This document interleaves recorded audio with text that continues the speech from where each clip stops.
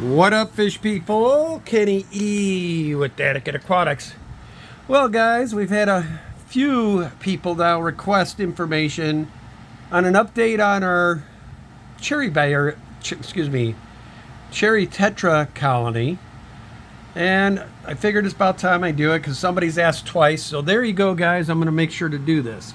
So in here, we did move the guys to a 20-gallon long that we basically just turned into their little breeding center. We have gotten, I think, 2 breeds out of them already.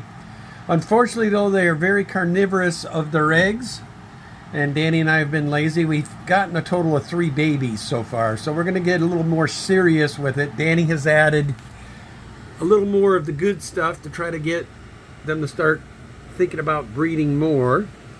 And what we're hoping is the more of these fine little plants we put in here and ground cover and whatnot, that we can start getting more of the babies. But in here we have approximately, I think we're up to around 8 to 10 of these guys.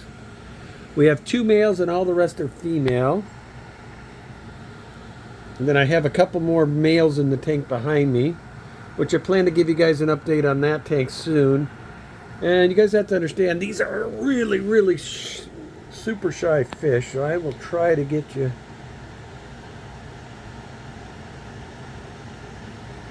There's one right there. That's the female.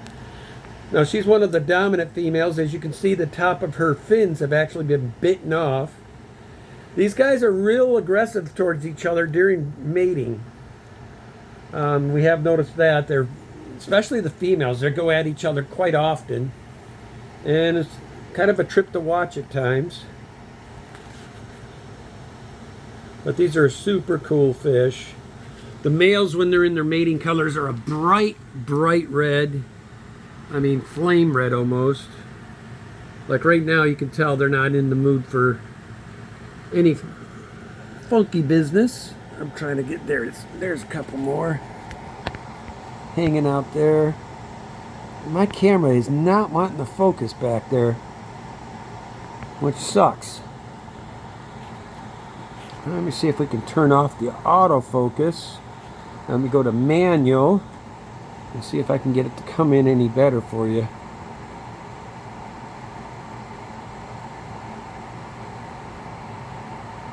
Well, it's just too much greenage in the back here. Not really wanting to. But as you can see, they are gorgeous little fish.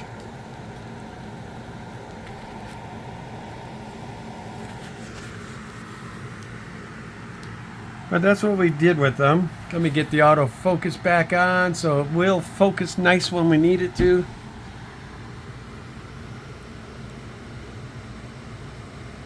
But as you can see, heavily planted, nice tank. They do very well. If you've never heard of the cherry tetras, look them up. They are super cool fish. There we go. Let's leave it right there for now. We've got a little group of them playing and we're pretty good focus. There's a nice looking shot of, got kind of a lemon color to them and then bright red fins. But like I said, when they're in breeding colors, man, it's a new game. They get bright red on them.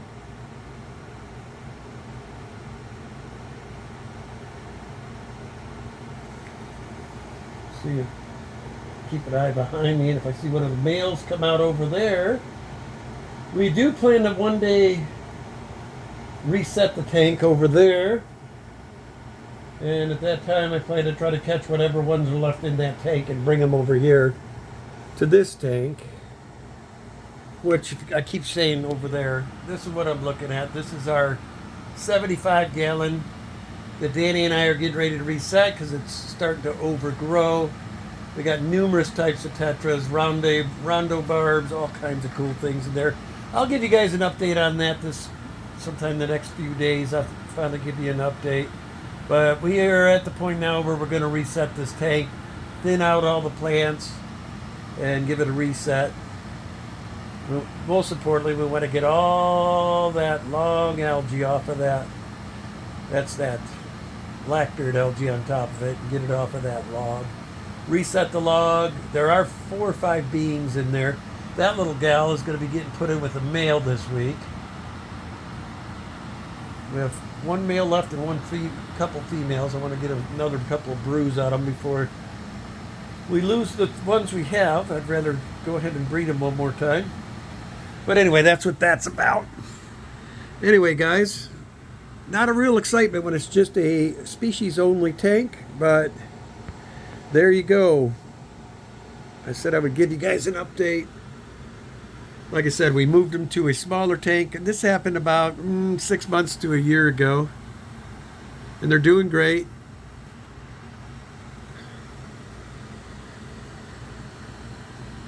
Like I said, Danny and I, as we get closer to retirement, plan to fire up a lot of our breeding projects when we actually have the time that we can spend. Because, I mean, when you're breeding fish, you have to be dedicated and have the time available to really do what's needed to have successful spawns. There you go. There's another nice shot of them. Let's see if we can get in closer without distorting. There we go. But these are such an amazing fish.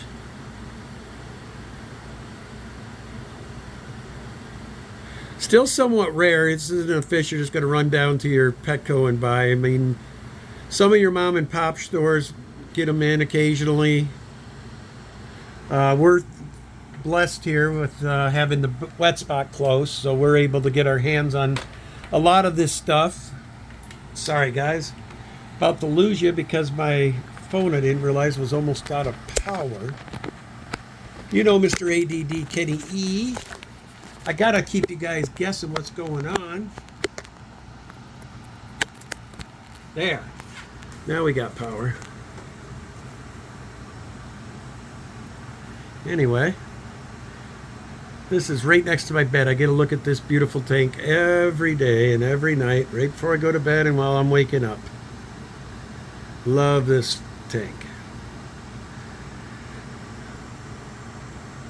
So if you haven't got cherry tetras, definitely put them on your bucket list. Like I said, they are an amazing fish. And as you can see, they're pretty good size body-wise. Say they get a little bit smaller than like an emperor tetra. Lemon tetra, same thing. In or around that same size. Anyway, guys, if you have any questions or about the cherry tetra, drop it in the comments. I'll be more than glad to try to answer what I can. As always, love your fish. It's going to be Kenny E saying goodbye for now. Hope you enjoyed. Peace.